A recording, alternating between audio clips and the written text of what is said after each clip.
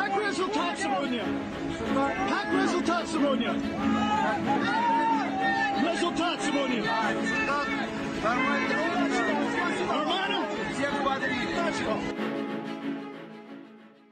Putin just gave a public speech, and it seems like he just ended the Wagner Group once and for all. This isn't even the most crazy part. Prigozhin finally spoke publicly for the first time since the attempted coup, and his tone has changed completely. It seems like he tricked the whole world. There are also more credible rumors that Shoigu is expected to resign as the head of the Ministry of Defense. As I said in my last video, there's most definitely more to the story than the public knows, and it seems like more and more information is coming out. So in this video, let's quickly go over everything new that just happened, starting with Prigozhin's new speech.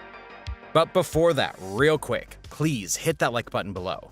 Your guys' likes help me out tremendously with the YouTube algorithm, who treats war-related videos like they're just the worst thing ever. On yesterday's video, we crossed 50,000 likes. So let's try to do that again on today's video. Be sure to hit that like button below.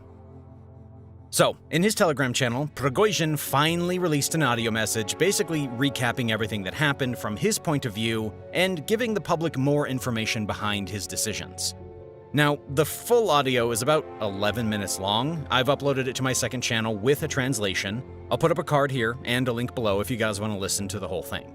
But for now, I'll quickly go over the most important points that he mentioned. One of the most important things that he confirmed was the whole reason behind this mutiny was Shoigu's June 10th order, which said that the Wagner Group must be dissolved and the Wagner soldiers will be signed to the Russian military. Apparently, Putin had approved this order too, and according to Prigozhin, Wagner was planning on handing over all their military technologies in Rostov on June 30th. But then Wagner forces were bombed, where they lost 30 soldiers, and Prigozhin believes that the Russian army was actually behind this attack. Remember, we talked about this in the previous videos. After this is when Prigozhin promised to march to Moscow and show Shoigu justice. Prigozhin confirmed that this attack was the trigger behind the march. The aim of the march was to prevent the destruction of Wagner.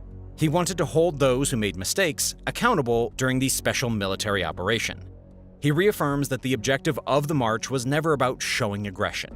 He reiterates that no one on the Wagner side was killed on the ground, and the Russian army pilot losses are not his fault. He killed them in self-defense. Then he goes on to talk about his decision to stop the march. We stopped when we realized that there would be battle and lots of losses near Moscow. We determined that the demonstration up to that point was sufficient. According to him, the decision to turn around was based on two factors. One, he didn't want to spill Russian blood. And two, the whole goal of the march was to protest the dissolution of Wagner. The goal was never to overturn power in the Kremlin. So when Lukashenko offered a solution to preserve Wagner in Belarus, he took it and stopped the march. At the end, he couldn't help but take a final parting shot at the Russian army. He goes on to say that in 24 hours, Wagner covered the same distance that the Russian forces could have covered on February 24th, 2022 to Kiev. If they had been as prepared as Wagner, the war could have been over in a day.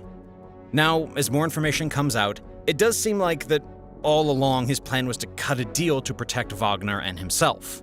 When the orders came in that Wagner had to be dissolved, he probably feared for his life, considering him and the Russian Ministry of Defense are not really buddy-buddy.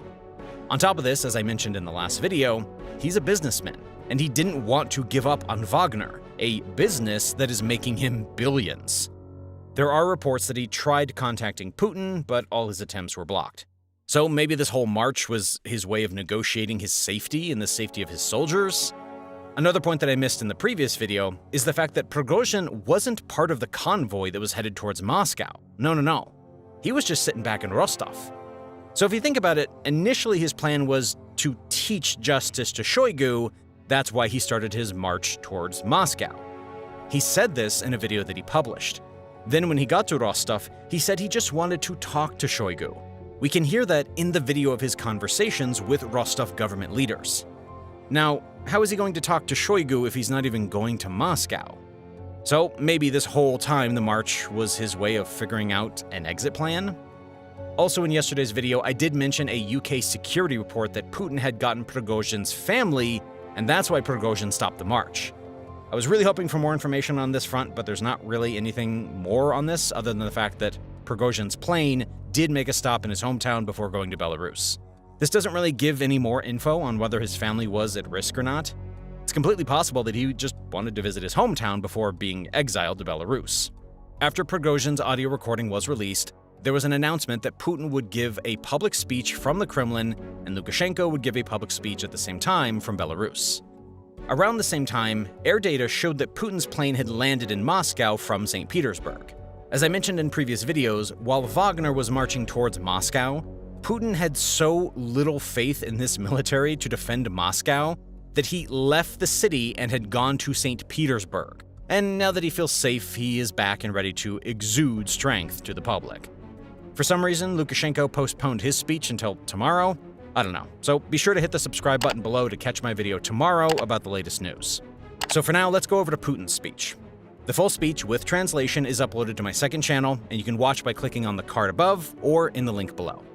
Putin's speech was pretty much as expected. He declared victory. I don't know how Putin running away from Moscow and Lukashenko negotiating a deal for him is a victory, but I guess you can say whatever you want when you're a dictator. Throughout the speech, he did sound pretty angry. He blamed the West and Nazis in Ukraine for this uprising.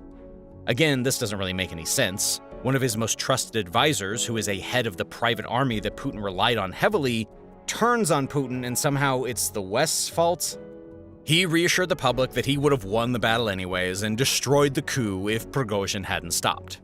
He goes on to say that the organizers of the coup betrayed the homeland and the people.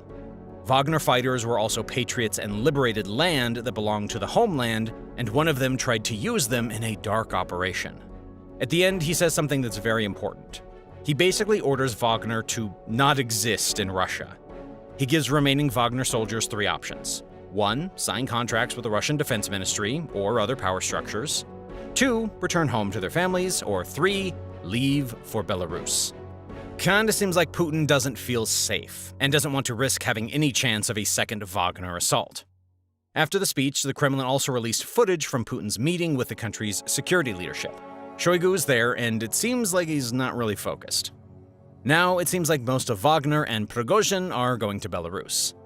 A lot of the pro-Putin, I guess, have tried defending Putin and said that this wasn't really a coup, and it was all a deliberate plan to move Wagner forces to Belarus so they can get close to Kyiv and attack from that front. People have thrown out a lot of theories, and I'm not someone who's gonna laugh at you for trying to think differently in such a wild situation, but as many experts have pointed out already, this possibility is really unlikely.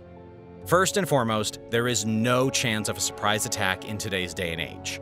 We have satellites. We can easily see a military buildup of soldiers and equipment if Wagner is planning something like this.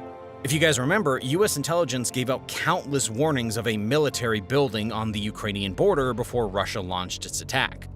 Secondly, a big benefit of a surprise attack is that you can catch your opponent unprepared. Kyiv is anything but unprepared. No matter which side Wagner attacks from, Kyiv is heavily fortified with soldiers and equipment. So yeah, this is pretty unlikely. And another thing that's very unlikely is you guys being able to keep up with all the geopolitical news without going crazy.